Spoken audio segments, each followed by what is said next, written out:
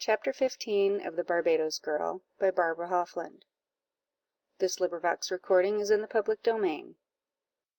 "I will never go anywhere again without you. Indeed, mother, I am determined," said Matilda, with a sorrowful air, the following morning. This was the prelude to a confession of error, which in part relieved the mind of Matilda, but she was still uneasy. She felt as if Charles would be her apologist with his family, for an error they were likely to blame in her; but the ardour of his manner made her feel much concerned for him. He was dear to her, she felt for him a sister's affection, but felt that she could never be more to him than she was then. Anxious and restless, she earnestly desired to see Ellen, whose gentleness and dispassionate good sense would soothe the fretfulness and allay the uneasiness she felt. Yet she could not bring herself to call on the family; she had not the courage to meet Mr. and Mrs. Harewood, nor the calmness with which she desired to see the brothers. While she was debating what course to pursue, to her infinite relief, she heard that Ellen had just called with her father, and that both of them were in the library.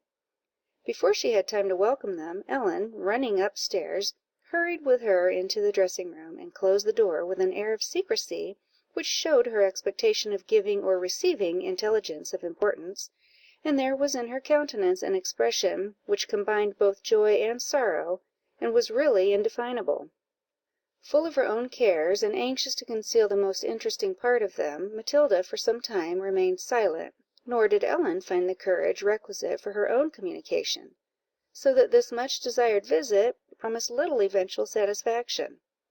To account for the situation of Ellen, it is necessary to trace the events of the morning in her father's house. When the family were assembled to breakfast, the conversation naturally turned upon the ball of the evening before, and Ellen, with friendly zeal, sought to exculpate her friend Matilda from the errors which Mr. Belmont seemed to think her guilty of, in exhibiting herself in a dance by no means decorous with a young man of Sir Theodore's description.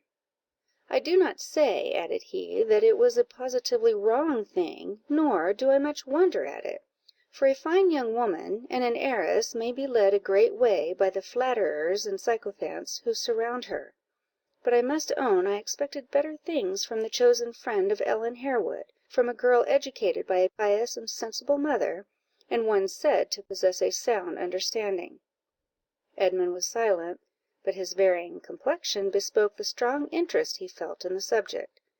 Charles, on the contrary, warmly entered into it, declaring that a few words which passed between Matilda and him clearly proved that she had been misled by her party, that her sense of propriety was as strong as ever, and in short, that she was a dear, amiable, good girl, whom he would defend as long as he lived.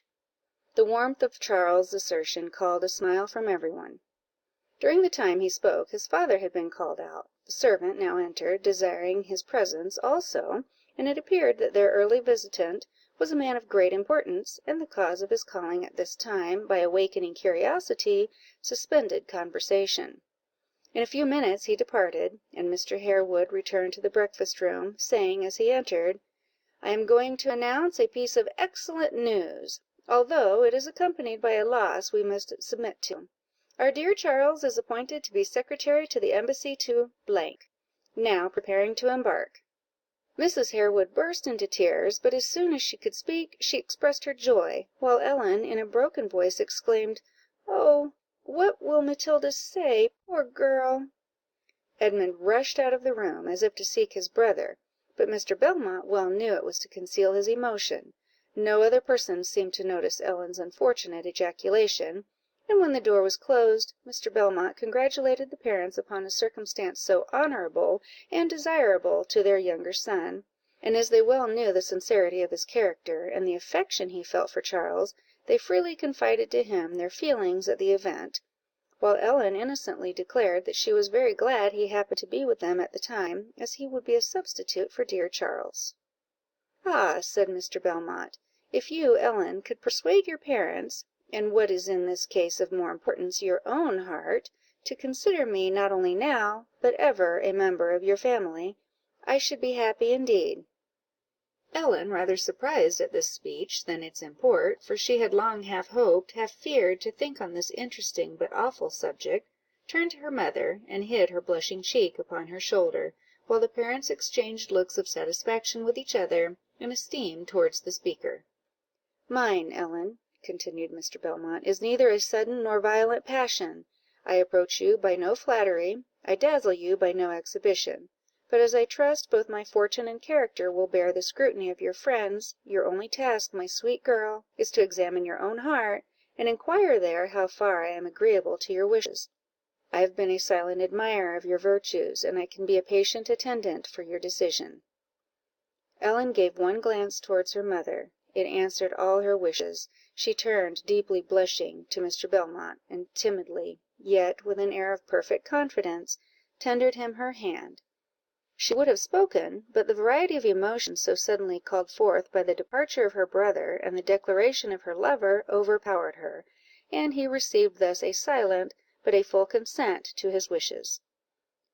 In the meantime, Edmund had conquered the more immediate pain that laboured at his heart, and entering the library, had grasped the hand of Charles, and uttered a few words of congratulation, but it was in a voice so broken, that there was more of sorrow than joy in it.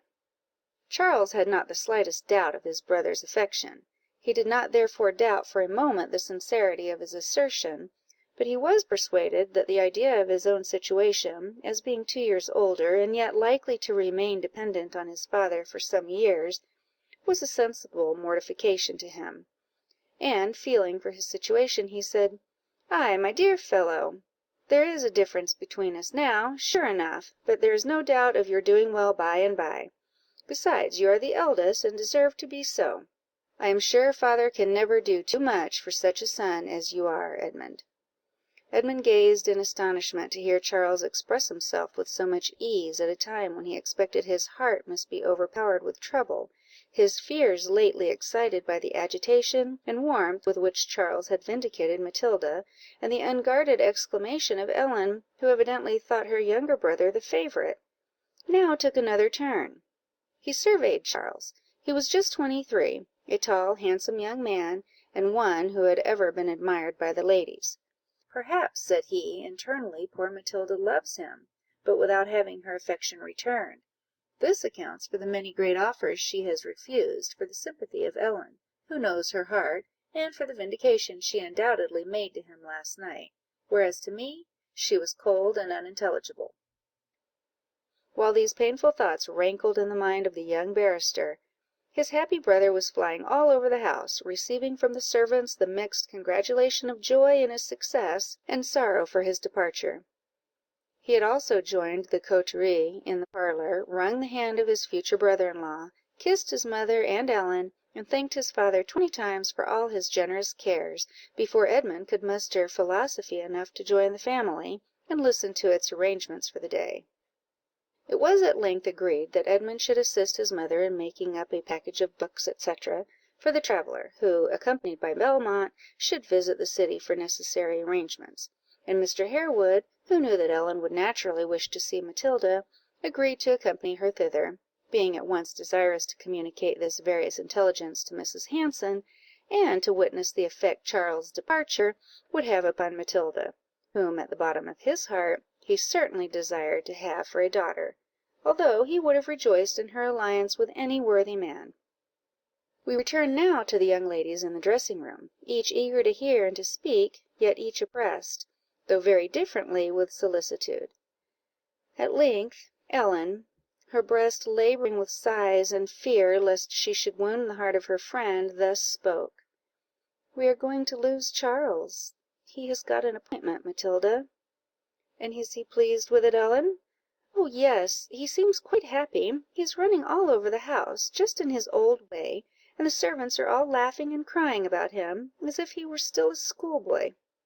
I am heartily glad of it; he has my sincerest good wishes, and I feel certain of his success." Ellen looked in the face of Matilda to see if she did indeed rejoice. She perceived a tear twinkle in the corner of her young friend's eye, but it was not the tear of sorrow. Ellen could now read the heart on subjects of this kind. She felt that she had been completely mistaken in Matilda's supposed predilection, and she was almost sorry to see her so happy. "There is another affair going on at our house," said Ellen, after a pause. Matilda felt her heart beat with unusual violence. She could not speak, but her very soul peeped out of her eyes to say, What is it?" "It is not a parting, it is a joining." "Oh," said Matilda, calling all her fortitude to her aid, "you are going to have a wedding, eh?" "I believe it will come to that, indeed, some time." Matilda turned as pale as death, but her colour rushed suddenly back to her cheeks, as at this moment the door opened, and Mr. Harewood and Mrs. Hanson broke on their tete-a-tete. The former felt assured that poor Matilda had heard the destination of Charles, and was suffering under it; but as he could hardly believe Mrs. Hanson would consent to her marriage with his youngest son, and as he thought Charles himself had no thoughts of marriage at this time, he could not allow himself to rejoice in her predilection. To relieve her, he said, "Well, my dear, you heard how we are situated, some of us parting for a time, some uniting for ever. I am sure you rejoice in all that is good, in either of these cases." Matilda, overpowered, burst into sudden tears. "My daughter is very nervous this morning," said Mrs. Hanson; "she cannot help being affected with such material changes in the state of those she loves so well. You are aware her tears are those of joy, Mr. Harewood." Matilda struggled to recover her composure, and turning to Mr. Harewood, she put both her hands into his, and said, with a low but earnest voice "My dear, dear sir, I do most truly rejoice in the prospect of any good that can befall your family. I saw the young lady, the bride elect. She is very pretty. I hope she will be as good as she is handsome, and I—" Matilda suddenly stopped, unable to articulate the rest of her good wishes, and Mr. Harewood eagerly said "As to that, we will say nothing. I trust Ellen will make a good wife. I am sure she has had a good example." "Ellen!" screamed Matilda, "is it you, Ellen, you that are going to be married, you?" "Dear me, how astonished you look! I suppose I shall be married some time. I told you that perhaps Mr. Belmont might some time. My dear, dear Ellen, pardon my dulness, and accept my sincerest congratulations. May Heaven bless you, and him you prefer, and make you both as happy as you deserve to be." "So, so," cried Mr. Harewood, "if we had never come up stairs, this mighty secret, which for my part I told an hour ago down stairs, would never have been revealed. But pray, Matilda, who did you conclude was the marrying person at our house, if it were not Ellen?" "You have sons, sir," tremulously articulated Matilda, not choosing to trust her tongue with a name that dwelt ever on her heart. "Oh, tut, tut, there is no marrying for my boys. Charles is disposed of, and if Edmund can take a wife at 30, he will be better off than many in his profession. He is now but a little past 25, you know." "He danced with a very beautiful woman last night," said Matilda, eagerly, and with recovered vivacity. "So I understand. She is a bride, and his first fee was given for a consultation on her marriage settlements." Matilda breathed. The lustre of her eyes, the glow on her cheek, could not be mistaken by the fond parent, who now clearly understood the cause of Matilda's frequent despondency, and the refusal she had given to all offers of marriage. "I wish," said Mrs. Hanson, "that you and Mrs. Harewood, and our young friends, would dine with me. I am really impatient to be introduced to Mr. Belmont." "As you please, madam. The wanderer must certainly see you once more, and I do not know that he can choose a better day." Ellen proposed writing a note to her mother, and left the room with Mrs. Hanson, when Mr. Harewood, perceiving that Matilda was again in confusion, said, by way of diverting her attention "You have seen Mr. Belmont, Miss Hanson?" "Yes, I have, and he has seen me, to my sorrow. You remind me of a folly I have by no means forgiven in myself. I still want the eye of a tutor, you see. Charles has, however, been your advocate so effectually, that I believe not one of the family will ever remember it again." "Not one?" said Matilda, blushing deeply. "Not one. Charles is a warm advocate." "He is a dear good boy, and always was. I love him very much, and while I rejoice in his good fortune, I shall be sorry to part with him." Matilda's frankness assured Mr. Harewood that her heart was free where he had supposed it bound. He was anxious to read her farther. He saw that she even sought investigation from him, in whom she confided as a friend and father. But he again shrunk from the idea of undue influence, and while he walked about irresolute, time passed, and Edmund and his mother entered the drawing-room, and Matilda was called to receive them. An air of coldness and restraint pervaded the manners of both Edmund and Matilda, to divert which, Mrs. Hanson began to relate the error into which her daughter had fallen, from the mauvaise honte of Ellen, as she supposed, and this led them to speak of the ball, and the characters of the persons present. Of course, poor Matilda was again tormented by hearing that Sir Theodore was universally believed to be her affianced lover, and she expressed the most unqualified vexation at the report, declaring that she would not go once into public again for 7 years, rather than encourage the presumption of the man, or the idle gossip of his admirers. As she spoke, Edmund was observed to gaze upon her with delight, and exult in the declaration, as if it were necessary for his happiness; but when she ceased to speak, he relapsed into melancholy.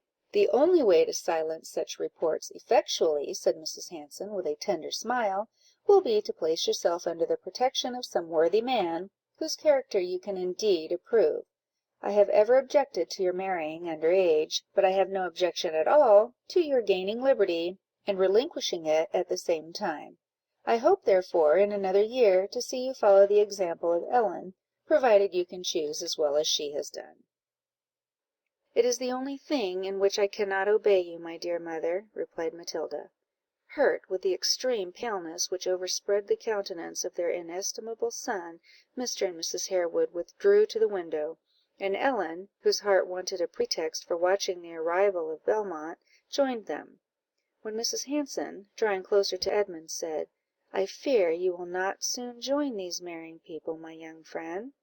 "I shall never marry, madam," answered he, abruptly. "Never! You are too positive, sir. Men at your age change their minds frequently." "Matilda knows that I am not subject to change. She may accuse me of many errors, but not of that." "I can accuse you of nothing," said Matilda. "I wish you could say the same of me." "Matilda! Miss Hanson! I accuse you! What right have I to accuse you?" "Every right.